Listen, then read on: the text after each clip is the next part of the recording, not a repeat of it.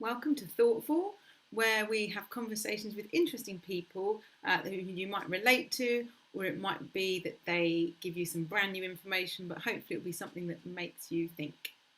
So, we are here with the beautifully lit Clemmie Telford.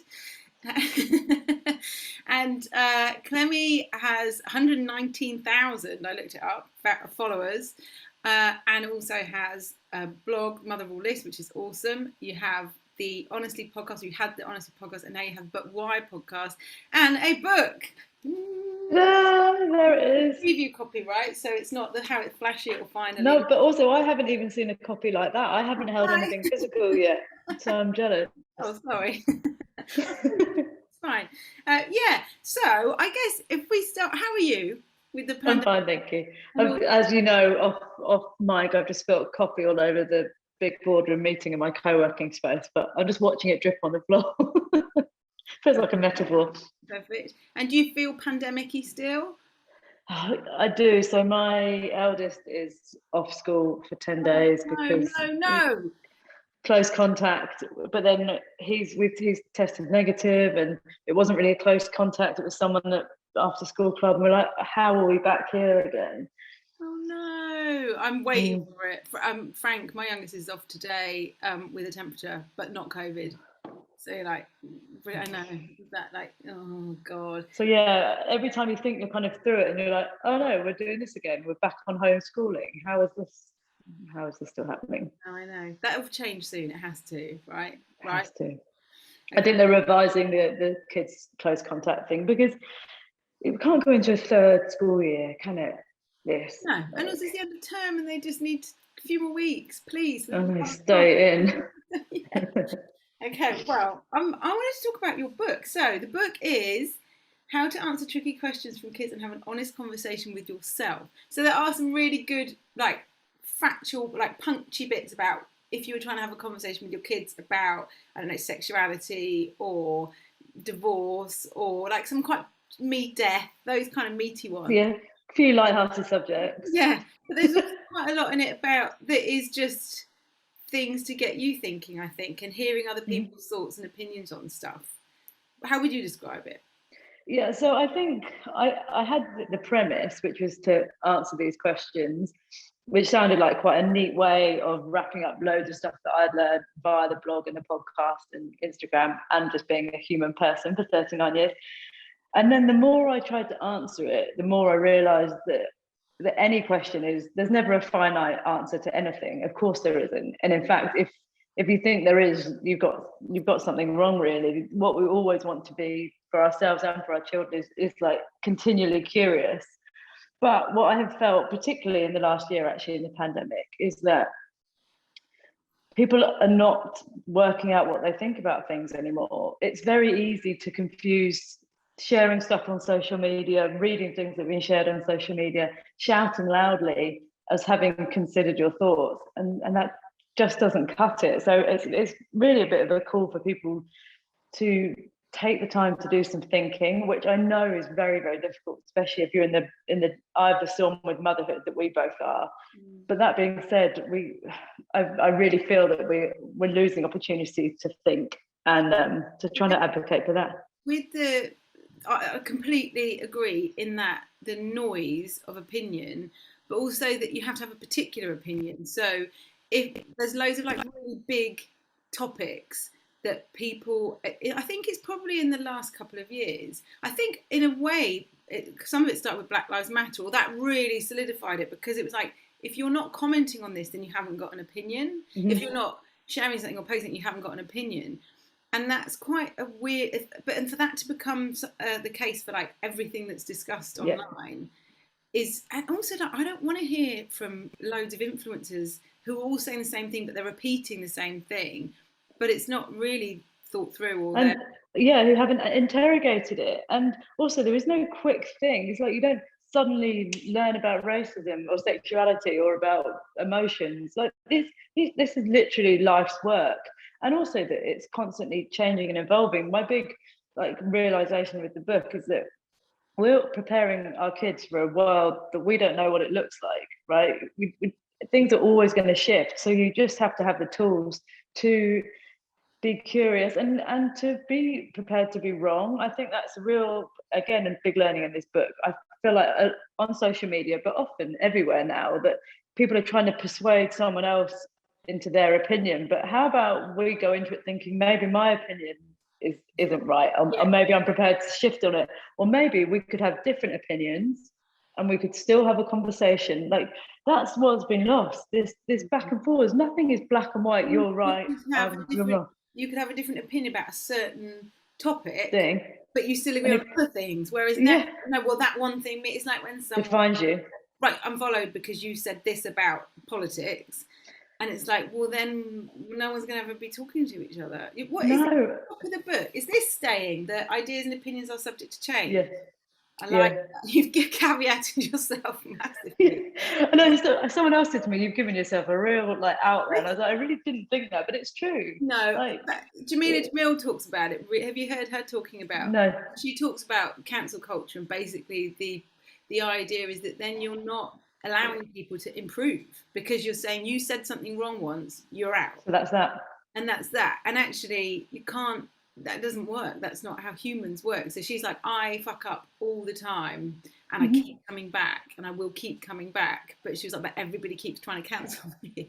Yeah, and it's terrifying. And you become this world where no one's got any thoughts or opinions, and like no scrutinising and stuff. I talk about it in there, but there's nothing better when you have a real proper deep. I mean, me and you love this. Have a real deep chat about something. You go back and forth and back and forth, and then you leave, and then a bit later you text and say, "Oh, I've been thinking about that thing you said." I mean, that's like what it is to be human, and that's an absolute gift. I had Tatum Spiller from Simple Politics on But Why? And I was like, oh, what do you think about political education? What should that look like for our kids? And he's like, it's not about party politics. It's about teaching them to have conversations, to scrutinise their thoughts, and to be able to, go through life like that. And I think that I kind of feel like I've landed in the same place as him. Well, there's a chapter in there that you talk about the art of conversation. Yeah. Quote about listening. Whereas opposite to what social media is, which is that you have to be constantly declaring your love, thoughts, good times, bad times, like all of it. Here it is. Yeah, laying it out. But then I suppose that fits into, because obviously you have a really big following now, and it's work to keep that up, right? But I suppose going back to where you started, it was a lovely simple thing. Which, like, we both were doing I don't know, mum stuff, I guess. We're having babies, and we started talking about it online at a similar time. And tell me, what did you love about it then? I think, actually, there's a real core value which started then and runs through everything I do now, and actually for what you do, which is with honesty. Like, I came onto social media because I hadn't been able to find anyone to have honest conversations about motherhood with. And so, although at that point that was entirely for my own therapy, I was like, oh my God, I get to talk about how this is for real, and people are responding, and I'm meeting people like you who are responding too. But so that nothing's changed in that respect. I'm trying to think, But I actually, funnily enough, have been back to the beginning of my account recently, and it's exactly as you're talking about. Like, there's stuff I wouldn't post now, and that's because I've grown, the world's changed. Scrutiny is probably different, right? Yeah, and scrutiny, and I think there's a real truth in, like, as your audience grows, they become more likely to be dissimilar from you, or then, it just shifts. But that felt right to me at the time. So it is what it is. You're just always learning and evolving. And also, what's terrifying is if you don't change. I'd be quite worried if I look back and my 2015 version of me was same as the person I am now, because that would be weird. Yeah. I'd like my face back then, but God, don't even 5 years. I'd take 5 years too. But I think the change in that, also, like, reels, stories, I think it changed a lot when stories came along, because that became that permanent connection. Before that, probably you posted once a day, occasionally twice, and it was like, as long as you're doing that, you'll keep your engagement up. Until it's become a competition now, where, like, I haven't really done much for the last year, partly because I just felt so wobbly with the pandemic, and also I've sort of focused on my business. And my followers just gone completely static, and I'm all right. And I've had to go, well, that's okay, because that's not my end goal. But I think it's different if you're an influencer in a more traditional way, and you've got a book and a podcast that you need to keep driving that audience for. It's not balance, right? To know when to stop. But I mean, for me, the evolution is that this is my work now. This is not, yes, my name is on it, but it's not my life. I think there was a window which probably we both fell into, where I was like, oh, I'm just documenting my life. No, I'm pretty aware that I have a platform. I want to have honest conversations. I want to talk about tricky subjects, and I want to like inspire people to think. I don't need to tell you when I went to the shops and bought a pint of milk anymore. I will, so because I realized that I couldn't keep up, I've done 1 or 2 reels because I'm kind of curious, but I know that I haven't got the capacity. I haven't succumbed yet. I just can't. I didn't do pointing. I showed my learning to do a handstand. Oh, and an annoying toy that Zoe gave Greta. Zoe, just like a mum. Oh, hang on, you've just disappeared. Yeah, my mother-in-law's trying to ring, but I've just put it down. Sorry, Liz. So I guess, yeah, and not to be brutally honest, I don't think I in my head don't think of myself as an influencer in that sense. I think of myself as a content creator, which gives me some outs, but also I've got to stay sane and try and be and also a wife it's your income, right? It's your family income. So you can't afford, that puts on extra pressure because you can't fuck up. Like if you say something, that's a lot though for you to take off. That is going to make you cautious about posting anything and everything. I think, again, for me, the only times I've got in hot water is when I've been reactive, which is that posting on the fly, posting, without thinking. If that's the thing, when you start working in content creation and having a bit more of a plan about what you're talking about and being more considered, which all plays into the book, to be honest. I don't want to be figuring out my stuff online. I'm prepared to be like, I'm work in progress online, but if I don't know what I think, I'm not going to pretend that I do. No. Do you get people tagging you and saying, well, I haven't seen Clemmie Telford's view on? Yeah, I was like, all right, mate. It makes me feel in fact, that's probably when I pulled back a bit last year. I was like, I'm working it out, or I have an opinion. I don't know. Why do I need to tell everyone it on everything? But actually, for me, last year when I was being tagged, I was like, guys, I'm in the middle of writing a book about all this. I am actually sitting. I have gone deep on it. I have lost my mind on it, and it is a slow, messy, backwards and forwards, wiggly experience. There's no way I can give you a reaction in half an hour on Instagram and possibly hope to give you anything of any use. In 20 words, just because you. On these subjects that could have doctorates written about them. Honestly, this is why you can't get the nuance in 20 words. No. And I suppose it kind of all starts to play into that overwhelm as well, which I know we've both talked about quite a lot. And I was in the book, I got a mention for my ticker tape reference, which actually, because Glennon Doyle has just done a podcast and she talks about the ticker tape. So I don't think she got it. Does she? Yeah. I'd say she did. But no, so Bridget Schultz, whose book I've wanged on about before, and about 4 or 5 years ago, she wrote a book called Overwhelm, or Overwhelmed, and she talked about, that was the first place I read about this ticker tape. But it's the of like a news ticker tape, that constant stream of stuff you should be doing or need to do, or thoughts, and it's the thing that drowns me, I think. And I know you're the same, right? Yeah, because that's, I think, the bit that really hurts when people go, why haven't you spoken out on this? I'm not a person who lets it just wash over me. The problem is I'm absolutely overwhelmed with trying to figure it out. Yeah. It'd be so easy to just be here you go, this is what I think. No, I'm really, when I say I'm scrutinizing my thoughts, I really am. I think that we probably both know people who are better equipped at going, I'm parking. Well, we know people who have huge followings who this really does tear them up. And we know people who have huge followings who can just go, well, that's not for me to deal with, and they bat it off. Yeah. And it's really personal, isn't it?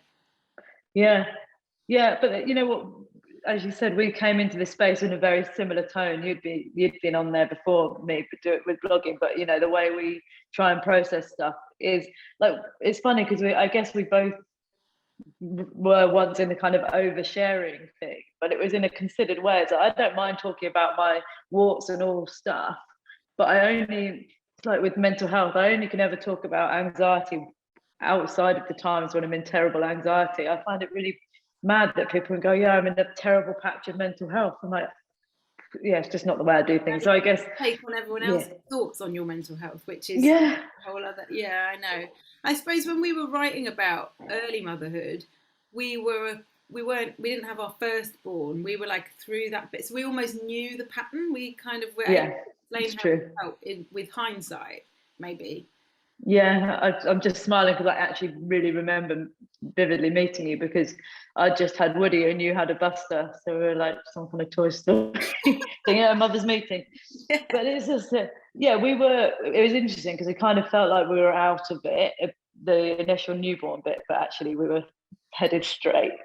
Yeah, I And then we sauntered into a third child. We were working out that we wanted something. I think that was probably it. Like I think I had started Don't Buy Her Flowers, but it was me on my floor packing books. It was. I think we were just like, we need something other than having kids, but this has fundamentally changed my relationship, my body, everything. And that was kind of.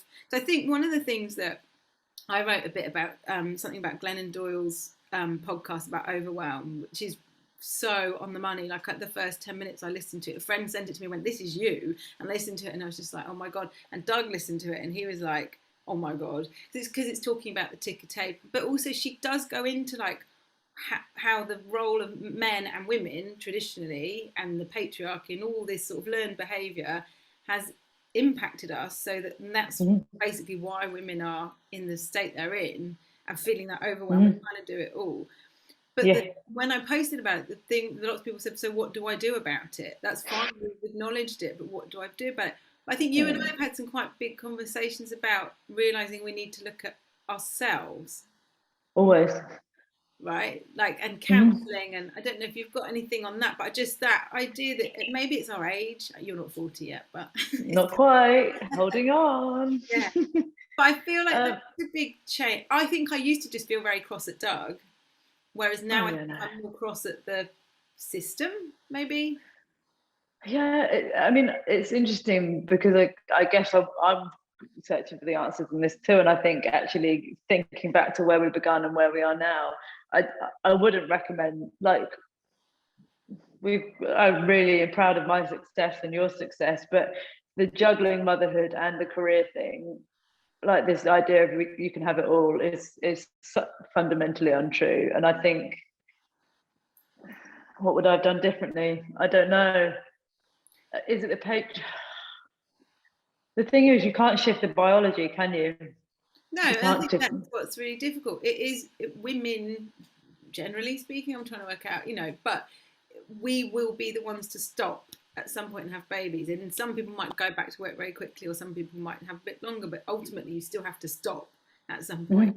You can't kind of do it on the move, pop it out. No, you can't. And even though no, exactly. In fact, I know that you agree with this. I wish I'd like given myself over to motherhood in those early days more and more. I wish I'd sat on the sofa. I wish I'd and I couldn't, because my personality wanted to carry on with my career.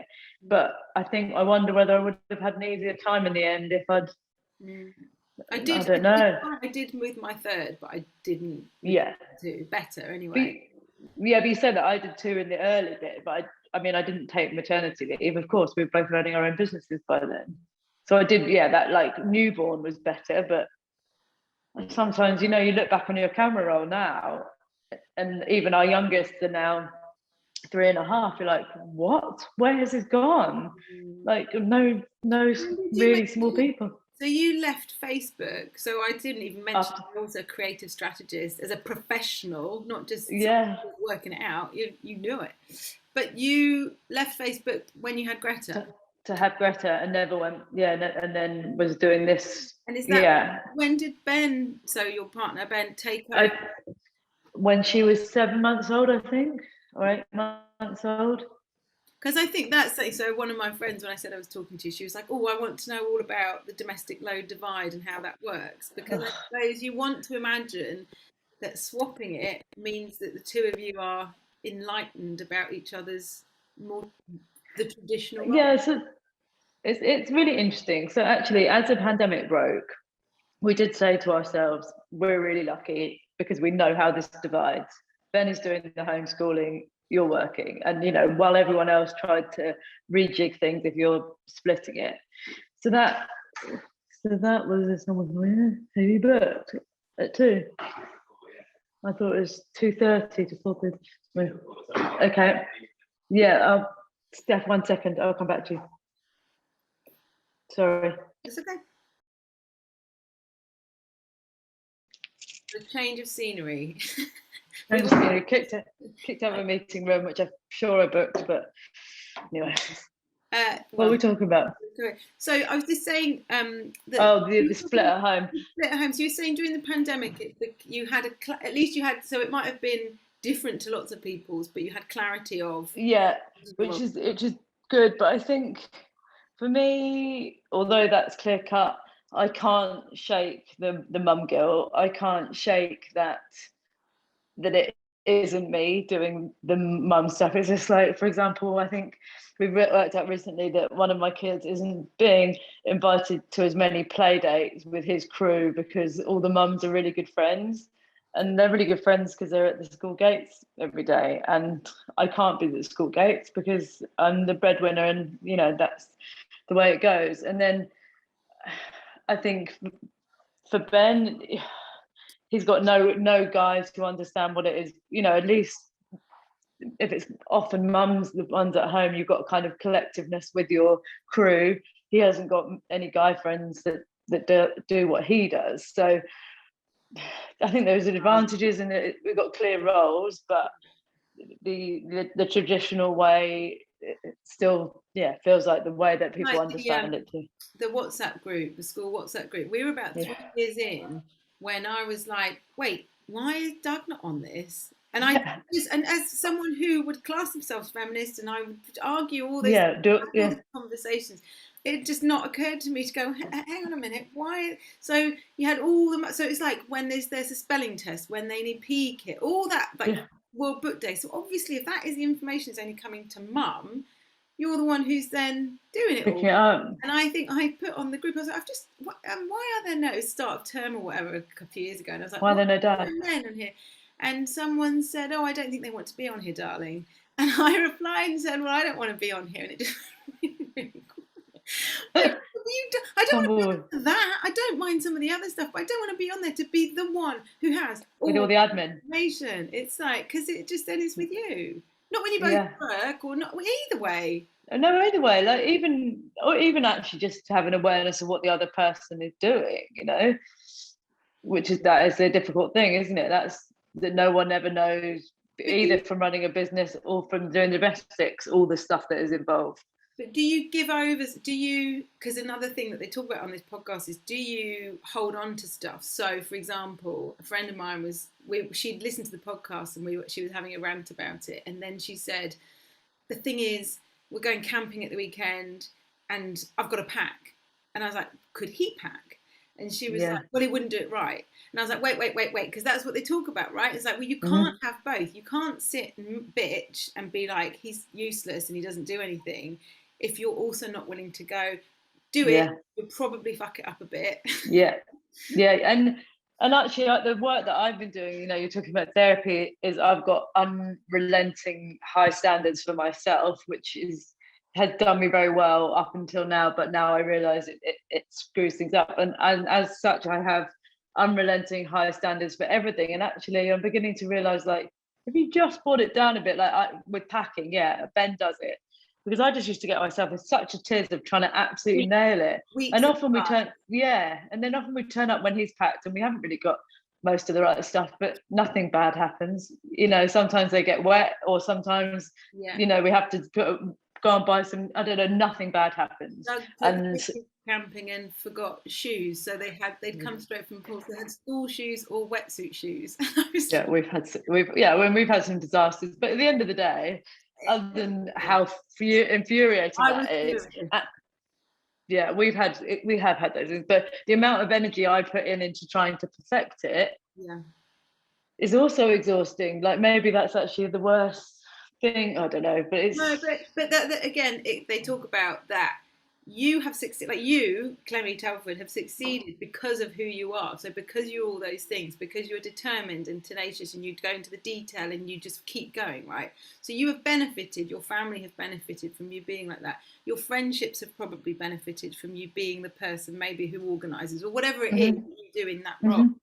So what they're saying is that you and people around you, it helps with success, it helps you benefit, but at the same time yeah, it pains you and it ruins you and it makes you anxious and it makes you feel rubbish. overwhelmed. Yeah, So it's like, and the people around you also, because they benefit, they don't necessarily want you to stop being that person, no, that's true. which is, so it's difficult. It's really interesting, but yeah, you've got to. I've really trying to learn where to take the foot off my own back sometimes, because yeah, because of course things are overwhelming if packing for something is an unbelievable saga. Whereas if you're annoying and just whack things in a bag, Yeah. then yeah, you don't see why I get whipped up into a frenzy about it. But yeah, No, and it's it's, you interesting. can't change that. The fact that you have two, and Doug and I, this is why we've talked about this plenty of times before, because he will get it done, but it will be done Yeah, in a really sloppy manner. yeah, But that's okay. The kids don't care. yeah. No, the kids Meanwhile, you're don't in like care. a world of pain and stressing about it. Yeah, yeah, I know. But it's good. I think this is probably a shifting conversation than that we might have had a few years ago. Like I'm taking more responsibility for it, and that isn't to let him off the hook or anyone else. But these things make things worse, don't they? You know, if I'm always on his case, then he automatically thinks he's going to screw it up before he's even begun. Yeah. I'm expecting him to screw it up before he's begun, and then you're just in this absolute whipping things up, and especially with packing, which is like before holidays or before weekends, when I've ruined things by being in such a tiz. I ruin everything. And it's just and I'm only ruining it really mainly for me, which Well, and your face, like Doug will be like, your face is so tense because it will be like, but I think for the same stuff. And I'm just like seething, absolutely seething. And even I know it's awful, thinking awful but thoughts. it's also because then 2 weeks later you're looking back and you're remembering the bits that were good about that trip away or whatever, and it wasn't the shit that you were worrying about. So No, it it's never was. no. But then I think at least we are acknowledging it. So we're Yeah, well, yeah, and you know, someone needs to have their shit together, but it's just like not, it's the over-indexing, isn't it? Which is what we're both really prone to, and as you say, it's done us really well. But yeah, you just don't want to get further and further down that line where nothing is possible because of your own systems that are so complex. yeah. And also I think what you said about that your husband is then left just like, well, I don't even know why. But like, I think I probably need to say thanks more often to Doug. But there's a bit of me that doesn't want to, because why do I need to thank you for doing something that I think you should just be doing? But that's not fair, really, because and also he could then equally thank me. Like it doesn't. Yeah, that's it. I don't mean at all that as a woman I should be going, oh, thank you for helping me. It's just No, kind it's to each just other. But you lose that yeah. in the midst of. Yeah, you would, because if anybody else helped you out, your sibling, your friend, your colleague, I mean, the very least you would do is say thank you. I'm always following up with a thank you to everyone else, always, because it's nice Maybe we and it should. comes naturally.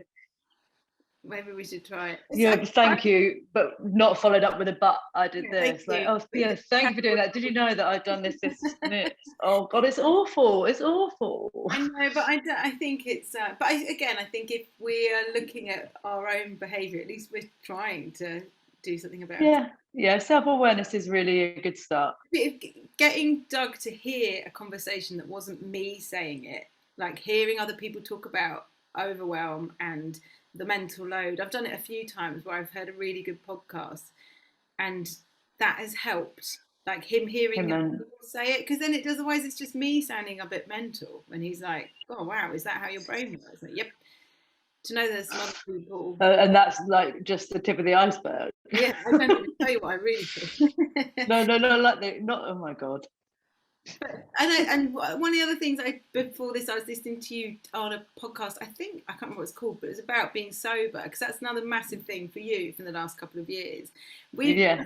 Clemmie and I've just been to a party where I got fairly drunk and Clemmie was. You didn't seem actually. But I think again, this turning 40, this working on yourself, all this stuff that's going on. I feel like booze is part of that, where you realise that it's not as fun if you don't sleep afterwards and you're full of. Well, you talked about on the podcast. You're talking about one drink and you would be in a spiral of despair, anxiety, and that was. So what? Like, how did you? So yeah, I think. I mean, there's so much I've got to say on this. I think what I've seen in the culture that we've been in, I see mums posting about their mental health, and then I see posting about gin o'clock, and there is no people correlating the two things. And I absolutely understand that gin in the short term does take the edge of things, but I always talk about it being like wearing like emotional Spanx, all those stressy feelings that you whisk away with that one gin and tonic, they just come back the next day, and they just come and for me, they just came back harder and faster and more difficult. And more than that, my pillars for good mental health are eating well, exercise, and sleeping. They are the three things that keep me sane. And any kind of alcohol jeopardizes all of those. Yeah. Even if it's just, I can't quite be bothered to go for a run, instead I'm going to have a bacon sandwich and I didn't have a good night's sleep. That's, if you do that every Saturday of the month, that's, you're just doing that little dip in your mental health. And I just haven't got the capacity for that. And then once I did give up, like, being sober is the biggest joy in my life. I love having absolute clarity over my mind all the time. I always know what I've said, I always know what I did, and I always can remember every second of a great night out. And so yeah, I love it. I think it makes, so someone like me, there's a bit of me, it makes me uncomfortable, not uncomfortable with you, but uncomfortable about myself, like where you go, oh God, Yeah. I'd be, and I think that's what makes it really difficult. What makes it really divisive, because I do know a lot of women who are our age, who in the last few years, you go and go, I'm not drinking at the moment, I'm having a month off, or I'm having which I think is quite a healthy way to do it, to just kind of go, I'm not, and then maybe it feels less committing because they're not making a big like, I'm not drinking anymore, which is kind of how you did it anyway. I knew myself where I was probably headed, but I wanted to, but the thing is, there's no two ways about it, that for me, I first started socializing with a drink in my hand, like, proper partying at the age of 16. I never, other than in pregnancy, but even then I did have a drink quite often in pregnancy, and I always knew I was going to go back to it. So yeah, to turn up at this party we went to on Saturday not drinking, it feels uncomfortable, but not for very long. Quite soon, once you get past that nervousness. And I just love, I woke up on Sunday morning, it's just like, I have no regrets. I slept well, I've got no regrets. I had a great time, and that was last night, and today is today, and I can still parent and I can still exercise. Yeah, no regrets. I think if I'm really honest, I think the thing that I would miss the most if I were to completely stop drinking, and like I say, I have cut out massively. Doug probably drinks, so in the week he might have one, or I just don't, and I don't every weekend either, actually. But I would miss drinking with him. It's hard, because that's when especially if we're like, we just had a weekend away, and I have found that when it's just him and I, and we're having like a couple of drinks, it's that nice fuzzy bit without the anxiety bit, because I don't do anything stupid in front of him, because he knows everything, and you're not trying to quash a different version of you, because you're just being you. Be a relaxed me, which but you know what, I think for me with drinking, total cutting it out as of everyone, is being really frank with yourself about how you're using it. If you're using it because you're having a nice time and it's adding to a situation, we all know when you're reaching for a glass of anything because you're feeling tight-jawed and cross with the world, or you don't want to, you know. Which I think Yeah. because I've worked out that if I do of a Tuesday night, on the Wednesday I won't be very productive. I won't go to the gym. I'll probably eat a load of shite. And that bit is almost the bit that would make me not drink. Yeah. Mm-hmm. Or It's not worth it. else. No, but I think that, and that's something else that obviously you talk about a lot, about body. We don't talk about a lot, but you reference it with body and body image and stuff like that. And I think that's another one that I think is really confusing on social media. And we've talked about again, because there's lots of women with, I would say, still slim figures, Disorder. Yeah. but who are constantly posting pictures of them in their underwear while saying it's not about your body. And I can't equate the two, because like, you're still showing your body, and also it's still a contrived image, because you've taken it and then you've probably taken 20 and posted one, right? So I don't know if you I know it's a difficult one. I can only talk about my own experience, that I wasted many years in like this awful spiral of diet culture, and I definitely think that is a road to nowhere. Yeah. But I also know that exercising makes me feel good in my body. I like to feel strong. I like to feel fit. I'm good for my head, and exercise and feeling like that will extend your life. Like, I think it can be quite hard to advocate for wanting, and that, for me, it really isn't about how it looks. That's a nice byproduct now of wanting to be healthy. So yeah, and I mean, it's probably a whole different conversation of my problem with the bad end of body positivity, where I don't know. No, it's a whole bigger chat. But it's. I think it's something that, again, when I was talking to you, and a friend was like, "Oh, I'm really interested," because obviously you've got really into exercise, you got really into CrossFit. Doug is a massive CrossFit bore, so I could talk about it for hours. I went to show you my. I know, look, your muscles. I went to. I've done it with Doug in the garden, but my team. I'll tell you what, Clemmie, if ever you need to employ people, CrossFitters, unbelievable when it comes to packing. They're basically in an EMOM competitive, constantly, right? Yeah, they're all screwed in the head. We've ended up with 3. So Chaz does CrossFit, my brother, who is our head of ops, but also we've had 2, Hattie and Kaz, who both can do instructing as well. So Hattie's brother owns a CrossFit box. Yeah, you just went, didn't you, on a team day? I saw you doing box jumps. I think we're going to go whenever we're doing overnighters there. We're going to go. So, but it was just quite fun. I don't think for my body, I don't think it, because I did it quite a bit in the start of lockdown with Doug, and I think my body prefers Pilates and some resistance stuff, and I've worked that out. But to do it, and I do like training in the park on a Tuesday, and it's pretty much CrossFit. Same stuff. Yeah, and I do enjoy it. But you are proper in. I'm hooked. I'm hooked. Yeah, I'm like 6 day a week nutcase, because I love it. And I don't know if I talked to you about it on Saturday, but also for me, most people at a big chunk of people at the box don't drink. So it's really nice for me to be amongst people who get their kicks elsewhere, and for that not to feel like a weird thing. Because when we went out, I think I probably was the only one at the weekend not drinking, and that doesn't feel nice. I'm happy with my decision, but it's easier to be with people who go to the pub and everyone order a sparkling water. But I feel good, there's no two ways about it.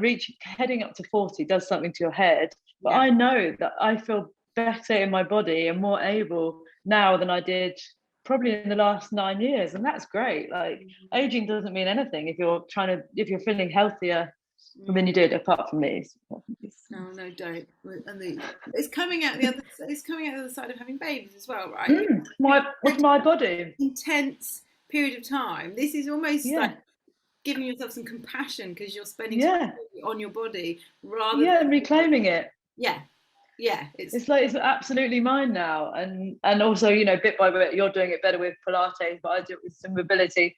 Pregnancy, especially 3 pregnancies quite close together, it does so much to your body. Like, forget what it looks like in terms of what size jeans you can get into. I know it just like and like my shoulders from breastfeeding and my Back. hips, and yeah, I'm just trying to put myself back together, Come and on. that feels really nice because it's just like, yeah, it's me, and you know what? I've given birth 3 times, so I already know that I'm badass. Yeah. But I often think that in the gym when not, because a lot of my mates are a lot younger, and I'm like, I've given birth 3 times. I've given birth three I times. feel Like, like that. Yeah, when they're going, oh well, they're faster or stronger or something, like, have you done see this? you on the other side, guys. Yeah, see you there. Yeah, I've had 3 kids. Yeah. Yeah. But the thing that you also said about when you were a kid, that distinction between the sporty kid and the drama kid, I was the drama kid. In fact, I did Art of Mime club after school. And I think, and also we both come from big families, and there's something about that and food and not hoarding, maybe No, hoarding. no, getting the last Got potato to get there for quick, sure. right? And that Yeah. and that puts you in a certain camp, I I guess. mean, yeah, horrendously competitive. But like, and you know what? I always say I'm not competitive because I want anyone else to lose. I just don't want to lose. Like we were like, who's the first that can get dressed? Who's the first that can lay the table? It's like that's how we did everything. First, And last one in the sea is a green pig. That was the yeah, exactly. So like, I'm bloody well not being last. no. Simple as that. Yeah, Which is it comes with its own flaws, but it's done us both all right, yeah. But kind it of. probably comes back to this need to succeed, right? And the need to just I do know, I know. I'm looking at the client. I have actually got to go and do therapy in a minute, it. which Have you? yeah, and I'm doing this thing called EMDR, which is quite very deep trauma work. And I'm not a crier. I said this to you the weekend, and I've started crying my way through every single bloody session. I do. I've only just started on having some counselling. I think I'm on session 4, and I literally walk in and then open my mouth and go. I know. She Exhausted. last week she said, do you want to go and get a tissue? I was like, yeah, I know, I'm really snotty, gross. Mine now puts a box next to me before I even sit down. Like, oh God, I'm that girl. That's all right. I'm okay. Well, listen. So, how long till the book comes out? Well, when this goes, 3 weeks on, be about yeah, before the book. yeah, 22nd of July it's out. Yeah. And you're Yeah, I can only compare it to the end of pregnancy now. Like when you're at the beginning of pregnancy, oh, I'm worried about labour. How am I ever going to get there? And then you get to the end, you're like, get this baby out of me. Like same with publication, get this book out in the world because it's been part of me now for the best part of a year and a half, and I just need it in the public domain you have now. to reread it because you probably can't remember half of it. Oh, I have, because I had to do the audiobook, which was the most painful experience of my life. I saw you when you were doing it, and you were like, "Oh, I shit at it. It was real peak dyslexia. I just couldn't read out loud. man. Yeah, and you know what? It doesn't. I've separated myself from it now. That was my thing. So yeah, I'm excited to get it out there. Good. Oh, thank you. Good luck with it, and thank you for talking. Thanks. My pleasure. Sorry about like faffing and Don't worry about usual stuff. You're used to it, and hopefully see you soon. it. Yeah.